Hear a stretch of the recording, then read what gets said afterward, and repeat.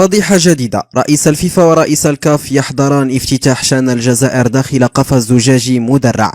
بعد فضيحة تميمة شان وكارثة استقبال الوفود المشاركة بحافلات مهترئة، عاد مجددا الواقفون على تنظيم هذه البطولة داخل الاتحاد الجزائري لكرة القدم للسقوط في فضيحة جديدة بطلها الزجاج المدرع. في هذا السياق وخلال افتتاح كأس إفريقيا للمحليين في نسخته السابعة بملعب نيلسون مانديلا بالعاصمة الجزائر، ظهر رئيس الاتحاد الدولي لكرة القدم فيفا جياني انفانتينو ورئيس الاتحاد الافريقي لكرة القدم باتريس موتسيبي محميين بستار من الزجاج المدرع. واستهل منتخب الجزائر المضيف منافسات كأس افريقيا للمحليين بفوز صعب على حساب المنتخب الليبي بهدف دون رد في المباراة الافتتاحية. ويتوقع متتبعو الشأن الرياضي بشمال افريقيا استمرار الفضائح والتي تكشف حقيقة دولة العسكر خلال ايام البطولة التي انطلقت يوم امس الجمعة 13 يناير الجاري وستنتهي يوم الأربعاء من شهر فبراير المقبل، على غرار ما عاشه المشاركون في دورة ألعاب البحر الأبيض المتوسط بالجزائر السنة الماضية. المغرب يستعد لتوقيع على قرار خطير في حق الجزائر بسبب ما فعلته في افتتاح الشان. تدرس الجامعة الملكية المغربية لكرة القدم اللجوء إلى المحكمة الدولية الرياضية الطاس بخصوص منع الجزائر مشاركة المنتخب المغربي الأولمبي في نهائيات كأس إفريقيا للاعبين المحليين الشان، وبعد الاستفزازات الخطيرة واللا مقبولة التي صاحبت افتتاح بطولة إفريقيا للاعبين المحليين أمس الجمعة بالجزائر، والخرق السافر للقوانين المنظمة وللتظاهرات الكروية التي تقام تحت لواء الاتحاد الافريقي لكرة القدم، بعد إلقاء كلمة خارج السياق لتمرير مغالطات سياسية لا تمت بأي صلة للشأن الكروي. ينتظر أن تلجأ الجامعة إلى الطاس لإصدار عقوبات قاسية في حق الاتحاد الجزائري، وحسب مصادر فإن جامعة الكرة تعد ملفا متكاملا عبر فريقها القانوني، وتنتظر فقط تفاعل الاتحاد الافريقي الكاف مع جميع الخروقات الجزائرية، خاصة وأن رئيس الاتحاد الافريقي ومعه رئيس الفيفا وقفا بشكل مباشر وشخصي على فضيحة منع المنتخب المغربي من التوجه إلى الجزائر للمشاركة في بطولة الشان. وتحدث بلاغ صدر عن جامعة الكرة اليوم عن عبارات عنصرية موجهة للجماهير المغربية المعترف بتحضرها وإخلاقها النبيلة المعترف بها عالميا من قبل الجماهير الحاضرة في مباراة الافتتاح.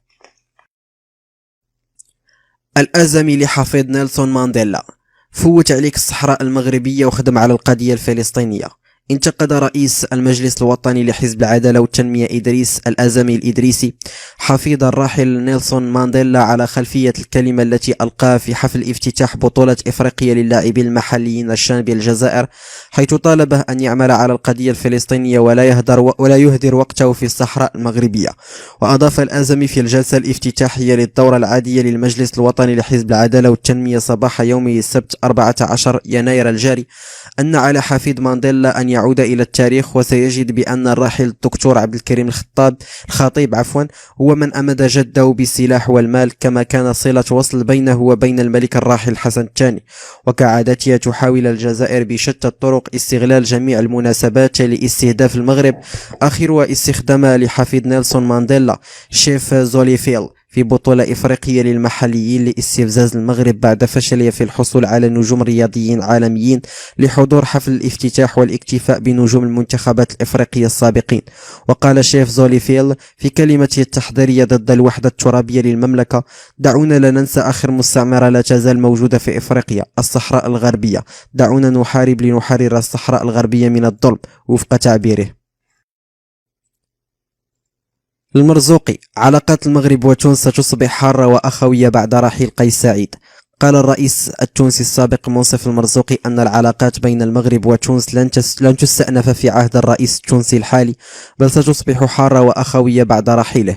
وأوضح في مقابلة مع مجلة تيلكيل أن المغرب وتونس لم يكونا في حالة نزاع مطلقا، وبالتالي ليس لديهما سبب للمصالحة، ولهذا يجب طرح المشكلة بشكل صحيح. فقد اتخذ رئيس انقلابي مثير للجدل في بلاده قرارا منحرفا يتعارض مع مصالح وقيم البلد، وشدد على أنه سيتم تصحيح الخطأ بمجرد مغادرته، معتبرا أن قلة من البلدان والشعوب لديها نفس القدر من التألف والمودة المتبادلة مثل شعبينا.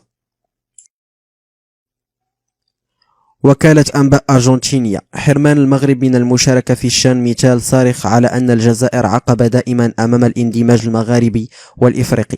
كتبت وكالة الأنباء الأرجنتينية Alternative Press Agency أن حرمان المنتخب المغربي لكرة القدم من المشاركة في بطولة إفريقيا للاعبين المحليين شان 2023 المقامة بالجزائر مثال صارخ على أن الجزائر تمثل عقبة دائما أمام الاندماج والسلم مغاربيا وإفريقيا. وتحت عنوان الجزائر البلد المضيف لكأس إفريقيا لكرة القدم، تحول البطولة الرياضية إلى ساحة لتصريف خلافاتها السياسية مع المغرب. وأوردت الوكالة في مقال للكاتب أدلابيرتو كارلوس أغوزينو أن الجهود التي بذلها رئيس الاتحاد الدولي لكرة القدم فيفا جياني انفانتينو ورئيس الاتحاد الإفريقي لكرة القدم كاف باتريس موتسيبي لإقناع النظام الجزائري بمنح تصريح استثنائي لطائرة المنتخب المغربي كانت بدون جدوى. وذكرت الوكالة في السياق أن الجزائر هي التي أغلقت بشكل أحادي عام 1994 حدودها البرية مع المغرب، وأنها سحبت عام 2022 سفيرها في الرباط وأغلقت أجواءها أمام الطائرات المسجلة في المملكة.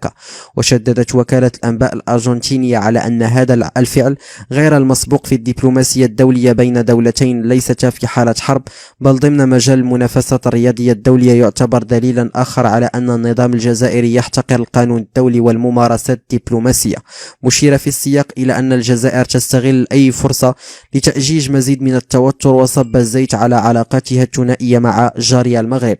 واعتبرت أنه من خلال قرار حرمان المغرب من المشاركة في الشان تكون الجزائر قد حرمت الشعب المغربي وكل عشاق كرة القدم عبر العالم من الاستمتاع بمنتخب مغربي بصم على مشوار رائع في مونديال قطر. ودون صفحاته خالدة في كتاب التاريخ. وخلصت Alternative Press Agency إلى أنه لا يمكن للاتحاد الدولي لكرة القدم والاتحاد الإفريقي لكرة القدم السماح بأن تمر التجاوزات التي ارتكبتها الجزائر ضد المغرب دون فرض عقوبات شديدة على البلد المضيف.